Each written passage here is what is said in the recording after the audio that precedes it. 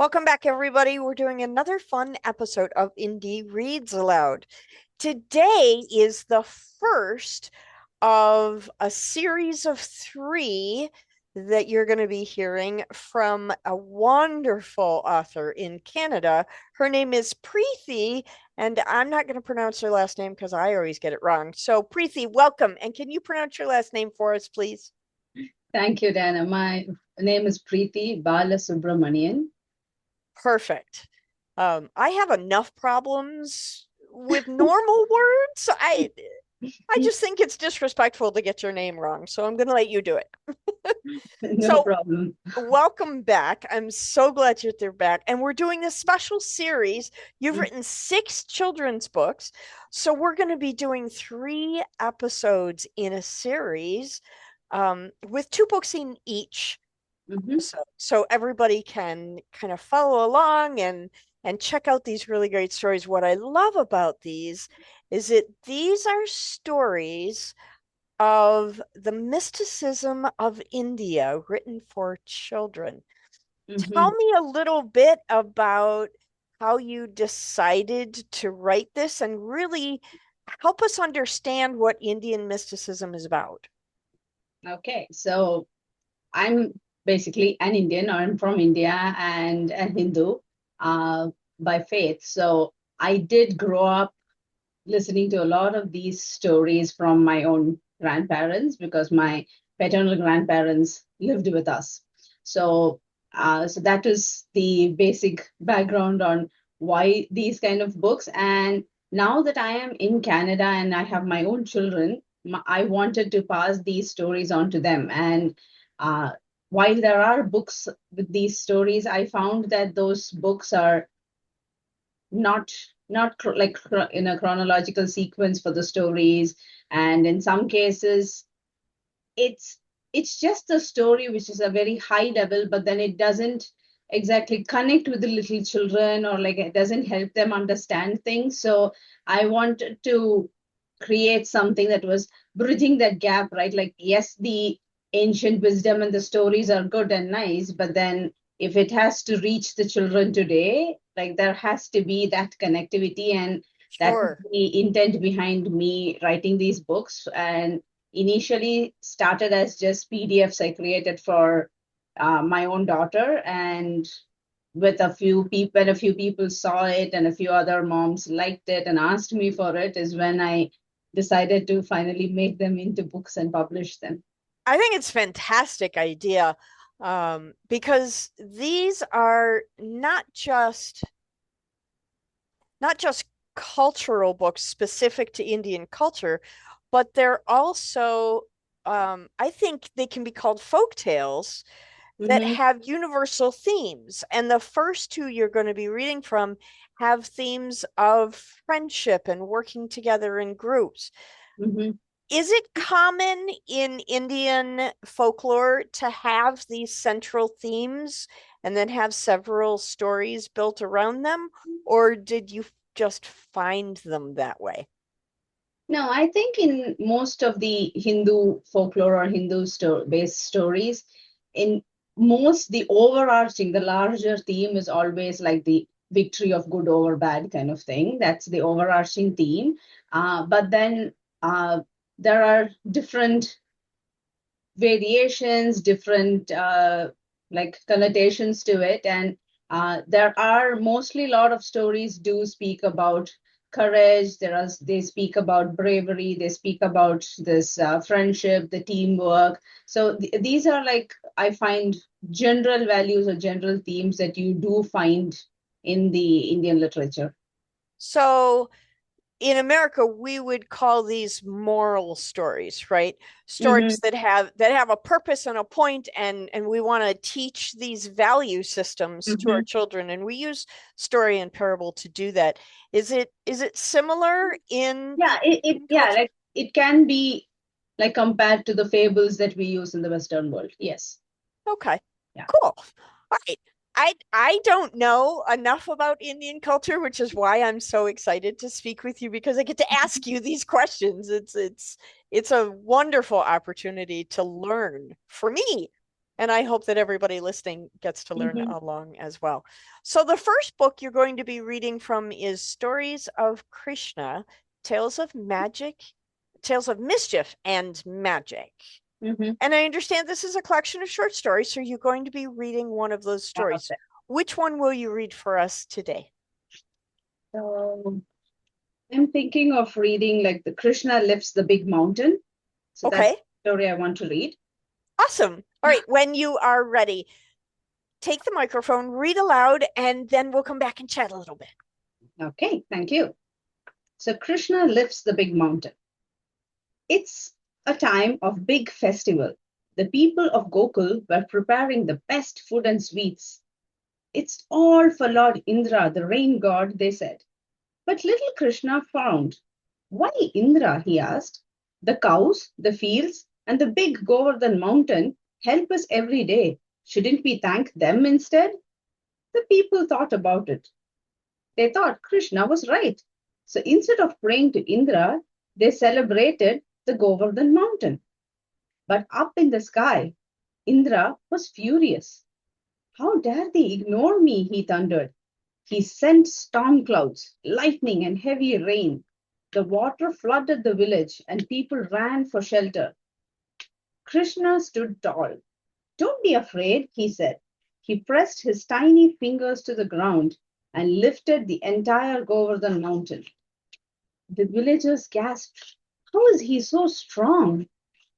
Quick, come under the mountain, Krishna said. Everyone rushed under the huge rock, and they were safe and dry. For 7 days and 7 nights, Krishna held the mountain up. Finally, Indra gave up. I was wrong, he admitted. Krishna is no ordinary boy. The rain stopped, the sun came out, and the people cheered. Our Krishna is our true protector. So I also do have like moral values or discussion prompts. So the moral basically behind the story is true strength comes from helping others and it's not from power or pride. And for a discussion prompt that maybe teachers or parents can use with their children is, has someone ever helped you when you were in trouble? And how did that make them feel? That's fantastic. I love that. And You know, the image of oh, that's wonderful. I love that. The image in my imagination of Krishna pulling that mountain right off of the earth is really a phenomenal thing to play with in your imagination mhm, because he's at this point he's still a boy. He's not a giant god like we would imagine Hercules. He's just a mhm, regular person lifting up a mountain, and I find that a tremendous thing. You know, the 6-year-old in me is just fascinated by that idea.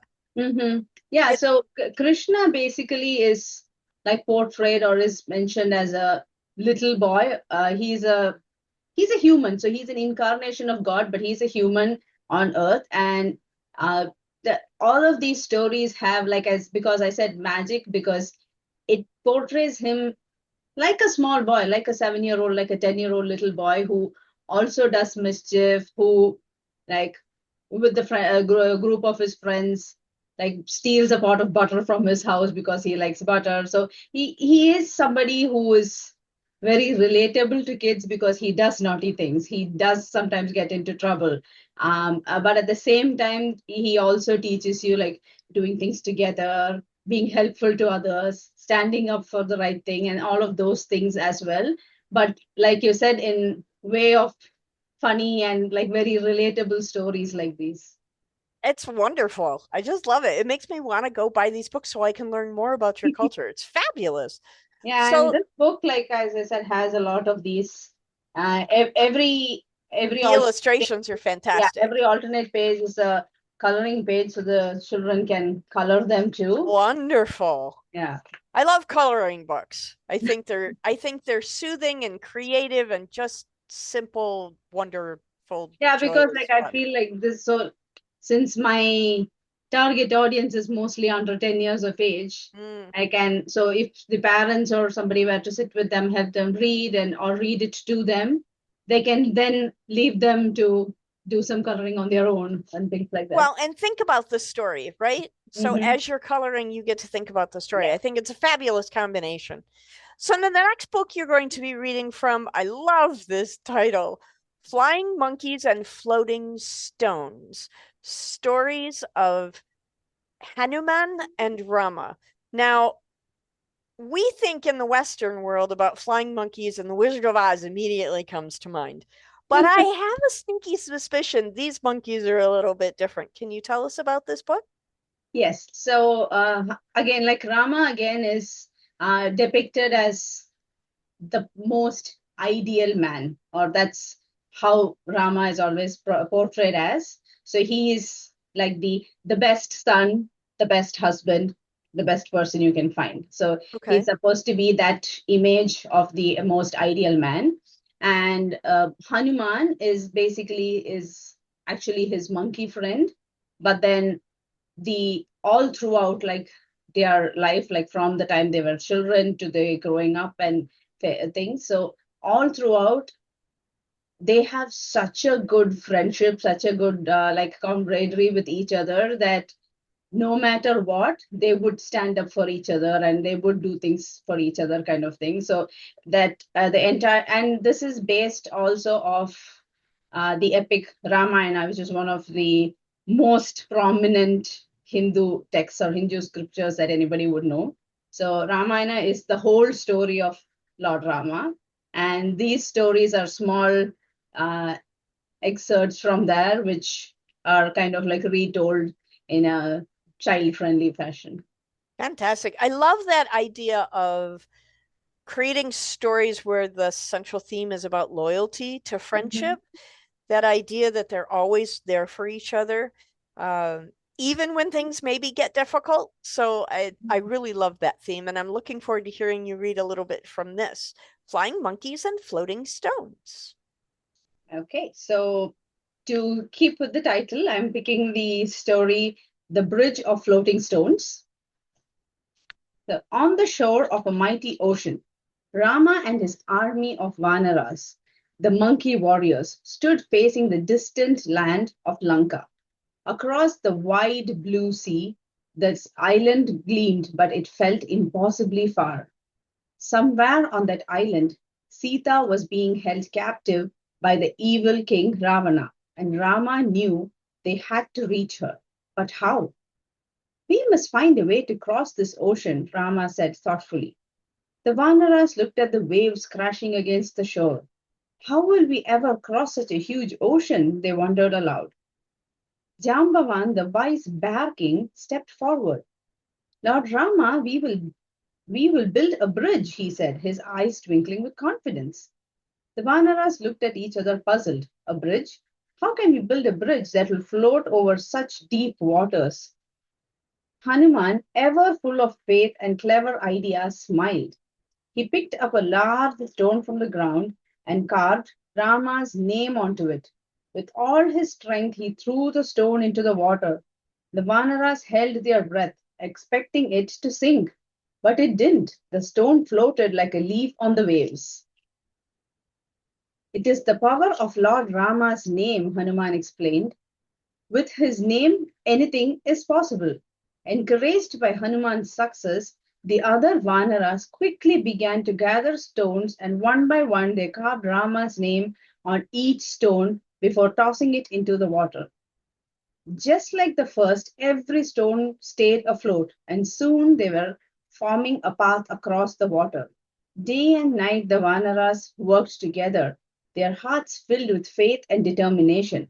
With each stone they placed, the bridge grew longer, stretching across into the ocean, connecting the shores of India to the island of Lanka. Finally, the bridge was complete, and Rama smiled at the sight. With courage, faith, and teamwork, even the greatest challenge can be overcome, he said. As the army of Vanaras took their first step across the bridge, they knew that the journey to rescue Sita and bring justice to Ravana was about to begin. The moral behind the story: faith and teamwork can make the impossible possible. And this actually is like the Western world, we call it the Adams Bridge, the bridge connecting or there is an underground bridge which still exists that connects India with Sri Lanka. And Okay. this is the bridge. So and mythologically, it is believed that this is how that bridge was built. And even today, like there are researches and things happening around that place because the particular kind of stone that was used to do this bridge is not a stone or a material that is found in that neighborhood. It's not found there. So nobody really knows how they even came there in the first place. Oh, that's fun. So it's a Yeah. great mystery about where this And bridge came from. yeah, and you can still go there and like see some of those floating stones. And there are like small stones or pebbles which actually float, which you can actually pick and bring back home. Oh, It's that's neat. I love that. yeah, it's called the Adams Bridge. So, um, it sounds like these stories and parables, you've taken them and distilled them for children so that Mhm. children can more readily connect with them and Yes. understand them. Hmm. Is is the adult form of these folk tales much more complex, or Yes, so like I said, the or second one, the one about Hanuman and Rama, is based on an Indian Hindu epic called Ramayana, which at the original form was actually written like in verse. They were in poetic verses, so it's like a story written in poetic verses is the so so original format of it. so something like Ulysses or Yes, okay, so yeah, it's a long, epic, huge story, and yeah, you've taken the most critical pieces and created yes, that for hmm, children. That's yes, fantastic. How wonderful. I would imagine that an epic story like that would have lots of little nuggets that you can pull hmm. out. Did you find that you were able to do that, or did you look at doing that? Were you able to find several stories that came out of one epic piece, or did you just do one story for each epic? No, so it's like several stories from each epic. So like that whole Okay. book, the flying monkeys and floating stones, this has 15 short stories in them, and Okay. they're all from that one epic. Awesome. Yeah. Very cool. I'm gonna have to buy these books. These are so much fun. I have little people in my life, Mm, so it gives me the excuse to not only share these stories with them, but also to learn alongside them hmm. about cultures and other stories that I don't know about. So Yeah, and a super lot of cool these for me. stories also are in some way connected to certain Indian festivals also. So Okay. one of the versions of the festival of Diwali celebrates the return of Ram when he comes back, like after he was exiled to a forest for 14 years. His return is what is one version or one story of why the festival of Diwali is celebrated. And the same with the Krishna book, which I read. There is an Indian festival that celebrates the birth of Krishna. So most of these also have like a religious or a festival significance to it. And basically, that's how I grew up listening to these stories because when there was a festival, my grandma would then tell me, oh, this festival is about this god and what is the story behind it and why are we celebrating it? Or like so for Krishna's birth, the offering that we do after our prayers is a bowl of butter and they are sweets and things. So then she's like, okay, he likes butter and he used to steal butter with his friends and do some naughty pranks like that. So that's when like she would then tell me some of these stories, and that's how I learned these stories growing How up. fun. There's a story that goes with every celebration, Hmm. and then you get coloring book pages, and then you get to celebrate with all the food and drink of the festival. I think it's a marvelous idea. What a great way to continue sharing literature with children. Hmm. You make it a party and they want to hear the story. I think it's Yeah. fantastic. Yeah. Thank you so much for coming back on the program. And I know we're going to do two more episodes in this series. So I'm Hmm. super excited for the next one. Thank you so much. Thank you.